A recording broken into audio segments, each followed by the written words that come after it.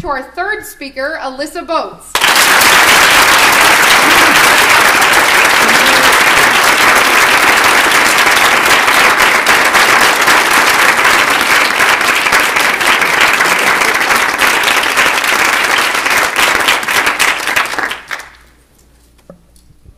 After University of Connecticut student Kylie Engel was raped in her dorm room in July 2010, she thought she'd never have to see her attacker again.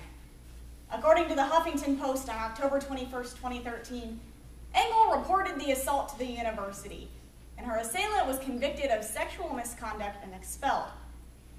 2 weeks later, Engel saw her attacker in a campus dining hall.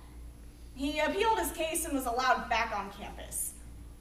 The university did not notify Engel of his return and justified its decision because they reviewed their class schedules and figured they wouldn't be in the same building at the same time. Inappropriate handling of sexual assault cases, like Engel's, is happening on college campuses nationwide. But this is more than colleges violating students' requests. It's violating their civil rights. In 1972, Congress passed Title IX, which prohibits gender discrimination in education-based programs and activities.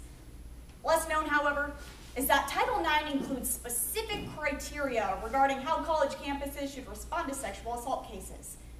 Failure to comply could result in a college losing its federal funding. In Engel's case, the university had an obligation under Title IX to take immediate action, prevent its reoccurrence, and address its effects. So not only are these colleges ignoring the needs of their students, they're violating federal law with absolutely no recourse. Given that the National Institute of Justice reported in 2013 that 2/3 of federally funded schools are ignoring this critical aspect of Title IX, we must hold colleges accountable to their Title IX obligations to ensure survivors the civil rights they deserve. The Center for Disease Control and Prevention reported in 2012 that 1 in 5 women and 1 in 71 men will be the victims of sexual assault during college. To better understand the negligence of the sexual assault clause of Title IX, we'll discuss the problems, causes, and solutions so that we can do more to help survivors. Like Engel, who was told by the campus officer who she went to for help that women need to stop spreading their legs like peanut butter, or rape is going to keep happening till the cows come home. According to the Office of Civil Rights, public and private colleges that receive federal funding are legally required to follow Title IX. So even private colleges where students receive federal financial aid are held accountable. There's 2 problems.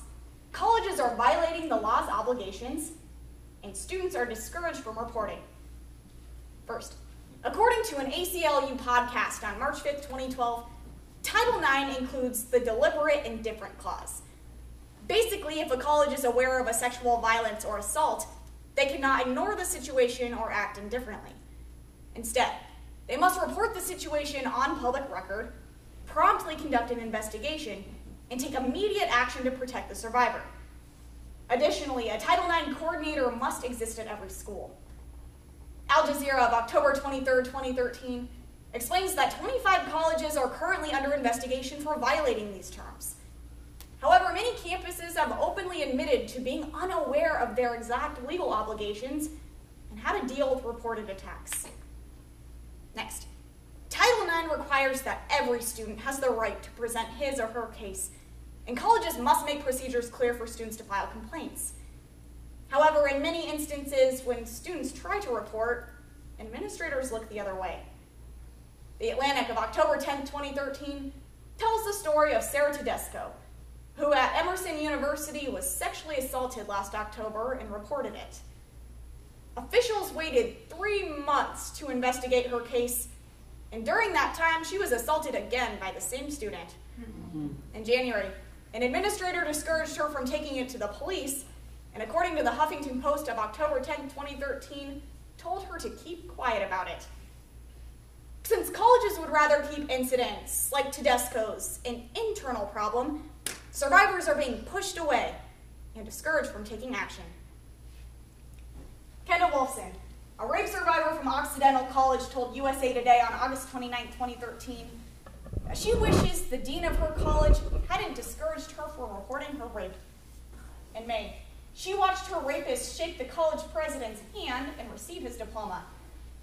There's two causes: lack of enforcement by the Department of Education, and colleges are underreporting. First, Al Jazeera of November 1st, 2013 states that colleges are not holding rapists accountable because the Department of Education is not holding schools accountable. Many students have reported cases to the DOE, but few schools have been fined and 0 have had their federal funding suspended or removed. In a typical investigation, someone from the DOE will visit the institution and speak with administrators. The article explains that due to lack of evidence, the investigation often ends with the school simply promising to do better in the future. In the face of the DOE's leniency, schools are not changing their ways, and students continue to suffer sexual violence and institutional abuse. Next, colleges are reluctant to investigate and report numbers because it will negatively impact the institution's image. A report from the Center for Public Integrity on January 28, 2013 explains that colleges' actual sexual assault numbers and the ones being reported are often disconnected. The Clery Act, which coincides with Title IX, mandates that colleges report the total number of sexual assault cases on public record. The report explains that rape is generally the most underreported crime statistic. Furthermore, 77% of colleges surveyed reported 0 sexual assault cases in an academic year. Schools take student reports of rape and find technicalities in the situation to avoid reporting it and to protect the college's image. Melinda Manning, former dean of UNC, told the aforementioned Al Jazeera article that we absolutely put more emphasis on preventing plagiarism than preventing rape. We must stop this cycle of abuse. And luckily, since this problem is rooted in a college setting, we as college students and faculty members can take action immediately on collegiate and federal levels. First, the aforementioned Al Jazeera article explains that little motivates a school more than some good old-fashioned shaming. In this case, the power of bad press. Get an article about Title IX published at your institution. I've created a document with an overview of the problem, along with specific questions for you and your student media to ask when investigating your own institutions. You can take this document and conduct research yourself, or simply just submit it to your student media leaders. If an article does get published, it first increases campus awareness about students' rights, but second, puts pressure on college administrators. Ask for follow-up articles to be written until the problem is addressed. Now, I've seen the success of this method firsthand. As an editor of my college newspaper, we published an article last year about our school not publishing sexual assault numbers on public record, and literally the next day, the numbers were made available to the public. We all have access to these resources. Now let's use them to go viral. Next, the Department of Education must start holding schools accountable. A petition on change.org with more than 200,000 signatures was submitted to the DOE last week, urging them to complete investigations in a more concrete manner and levy sanctions for schools that don't pass investigations. Although this was the first step in enacting change, we must keep this momentum moving forward. We can do this by utilizing the Title IX coordinators at our colleges as liaisons between students and the DOE. Make sure the coordinator at your college exists and work with them to make the process of filing complaints transparent and available for students. In addition, if you know that an investigation at your college has been dismissed, hold your Title IX coordinator accountable to filing it up with the DOE. By taking these steps, we can help survivors get one step closer to justice. Today, we examine the problems, causes, and solutions to a civil rights issue that is being ignored. This is a problem that colleges must be held accountable for, and luckily the tools to doing so are right at our fingertips. Through accountability and awareness, we can ensure that survivors, like Kylie Engel, are given the rights they deserve.